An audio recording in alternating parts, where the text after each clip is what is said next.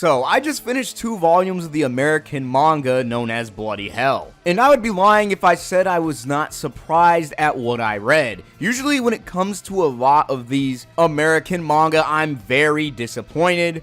But there are subtle ways that lets it stand out against typical renditions of what people try to make as manga in the West. This story would be about our main character known as Jacob trying to claim revenge for his mother and father by killing Dracula. Now, I already know what you're thinking. A lot of you probably are tired of revenge stories, but this actually got me a little interested. It's definitely a good start, and I want to see how the creator of Bloody Hell evolves after reading this. Because initially, when I heard Dracula, I was kind of not really impressed. But I like this take on the character, making him his own unique depiction, rather than just biting and sucking off the blood of the famous name of the vampire we all know. The original identity of Dracula would be August, who is a king that existed in this world. And he would have fought with a spear alongside his army.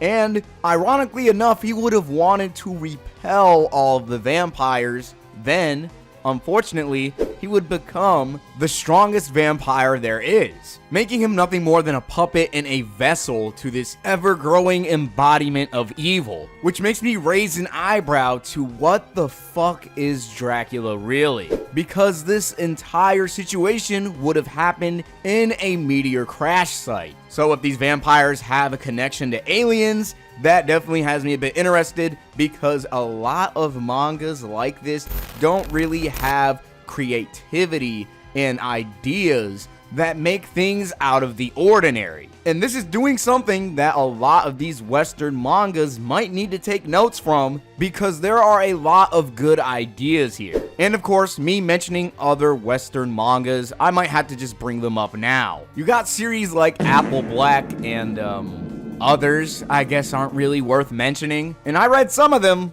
but this manga really stands out compared to a lot of these quote-unquote American mangas. I shit you not, most of the time a lot of these guys have art on lock, but the story is nothing to write home about. But the story here is actually interesting, and I gotta be honest, a lot of the contemporaries here are just musty as fuck. Bloody Hell knows exactly what it wants to be, and it doesn't try and pander to a specific audience who probably doesn't even exist, just to make a few sales by being more American. Reading this, at times I actually felt like I was looking at an anime. Now, you may take a look at Bloody Hell and think, well, this doesn't look like anime, but I will admit it did kind of feel like one at times, which is a lot more that I can really latch onto in comparison to other mangas. Now, you could try and put this in the same vein as something like Invincible Fight Girl that tries to wear anime on its sleeve when it's clearly not, or Cannon Busters. God save my soul. If I gotta relive this trauma, so do you. Now, to hit home this point about being more American, I will admit this manga would be known as a mana. And admittedly so, sometimes people like to advertise what they're making to a specific audience, the American audience per se. Although this series does try to cater to Americans, because it is a mana after all, it doesn't try to force the fact that it's trying to be American down my throat, which not only makes it a more worthwhile read, but it still retains its own identity. The ideal mana would use a Western style of art and storytelling, and would also try and redefine Western storytelling in comics. But rather than just trying to be an American anime, this manga feels like an anime just made by an American, which is actually something that makes it worthwhile, unlike everything else that I've been seeing get made in this art space. Now, a lot of you heard me years before give my own thoughts and opinions about this American movement in manga, and why I think it will lead to a lot of failure and lack of success in the medium, and I still stand by that, so I'm gonna give you my take on this whole entire mana thing. I don't think anything should strive to try and be American to make sales. It just needs to be what it wants to be, and naturally, people are gonna gravitate towards it, and I'm not gonna lie, this makes me kind of gravitate towards Bloody Hell, because it's not throwing the constant American bullshit in my face. And it just happens to be made by an American, and that makes it so much better. I personally believe a lot of us should just try and beat the Japanese at their own game. After all, anime is anime, manga is manga. It comes from a certain place, and that is what holds it together. That is why we love it. That is why we create to this day. Even though it's called a mana, it still feels like a manga. Now, of course, you can look at it and you can call it amateur if you want, but I think this is a great start and a nice foundation to use, not only as an artist, because a lot of these people in this space are good artists, but they lack good storytelling and so much more. You'd be surprised how really deep this runs. I mean, there's constant copying and so much more. Like, I'm fucking stupid and not gonna notice this shit. I'm looking at you, Ruthless Render. I mean, you just need to take a look at the panels right here, and it doesn't take a genius to really put 2 and 2 together. This is an example of those guys who have amazing artwork, and a lot of you can't really look beyond that. So it's nice to see something that isn't trying to push diversity or something that isn't blatantly copying other manga. Which, I mean, of course, you can draw a comparison between Berserk and Bloody Hell's protagonist Jacob, because they have giant greatswords and they have fairies following them around. And I will admit, a huge problem with the space is that people can't help but wear their inspiration on their sleeves. And despite that, this series is different. So I can take Bloody Hell pretty seriously. And with Bloody Hell, the creator feels like a mangaka. That is the difference. Bloody Hell is something that can do both. It has art that's not gonna completely push me away, but it has a story that gives it a strong enough backbone to leave an impression. When it comes to Bloody Hell, I see a lot of potential. And really, despite what anyone may say about the art or anything else, give this series enough time and let this artist develop, and I think it will be something that is actually going to be able to be confidently put on bookshelves. It reminds me of one of my favorite comics growing up, Amulet. I remember the very first time I read that like it was fucking yesterday. And that was in 2008, and it's 2024 now. That was 16 years ago. That series just left that much of an impression, and I think Bloody Hell, with enough time and polish, will do the same to a lot of young readers for this next generation. Honestly, I may as well just be as surprised as you are to be talking about Bloody Hell so positively, because I was really expecting to tear this series to shreds, but a lot of things in the writing just happened to stand out. For instance, the main character, Jacob. One thing that I really did like was when he was training and he was harnessing his powers of hatred, and his mentor was trying to teach him self-control. And in response to her advice, he would give her a smile and a thumbs up.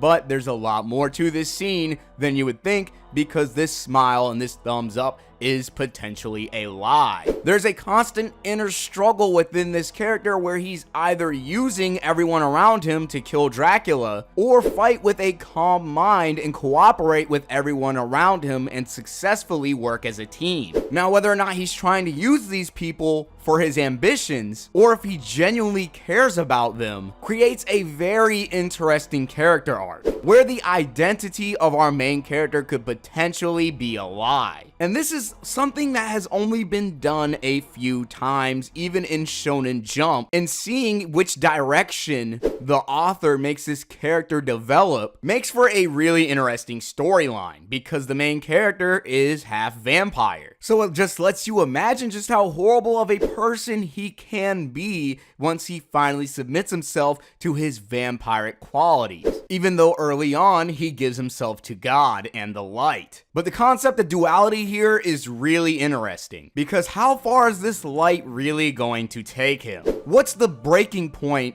until he finally submits himself to the darkness? You see, this is the kind of character writing that needs to be made in the medium of American manga that's actually going to get readers interested. This isn't shallow like Exogenesis, Primus 7, or Fourth Rope. where you're supposed to just like it to relate to a character by something as minuscule as skin color. This is just blatantly good writing and good storytelling that makes me become attached. I know I'm throwing a lot of shots at other, I don't even know if I can call them mangas, but I'm shooting down all of these different expressions of art because they don't focus on what makes a manga, and that's just a good story. There's no pandering, there's no diversity that's going to make up for that, and Bloody Hell makes up for it on its own merits, and it has enough confidence to be compelling,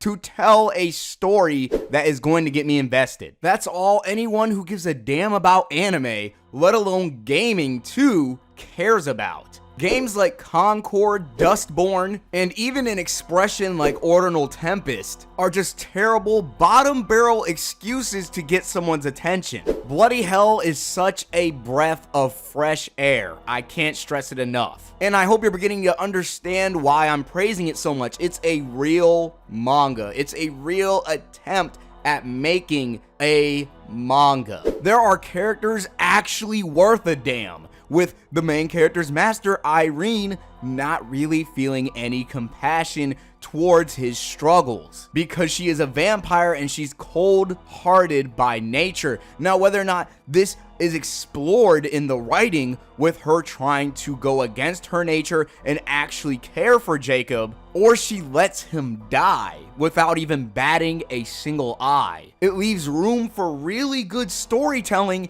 And we have Arthur, a child that has become a king, bearing the responsibilities of an adult. Even then, after trying to make sure that this world is no longer doomed, he still wants to live life and be a child. And whether or not his childish qualities are going to end the world or save it, leaves something actually worth seeing. So I'm going to give credit where credit is due, because even so, the dialogue is actually really good, despite a few hiccups here and there. The name of this series is Bloody Hell, and sometimes the main character would say Bloody Hell, which is pretty funny, I will admit, but it kinda does break a bit of immersion for me at times. Because really, the story takes itself seriously, and when I read that, it makes me become more self-aware and not take the story as serious as I should. Which is a bit of a nitpick. If this was done near the end of the manga, probably where he's fighting Dracula, it would make a really iconic moment. But that's if the wordplay really feels that necessary to add. I'm not going to tell anyone how they should or shouldn't write their story, but I would also avoid using terms like power level and base form. I remember when 7 Deadly Sins,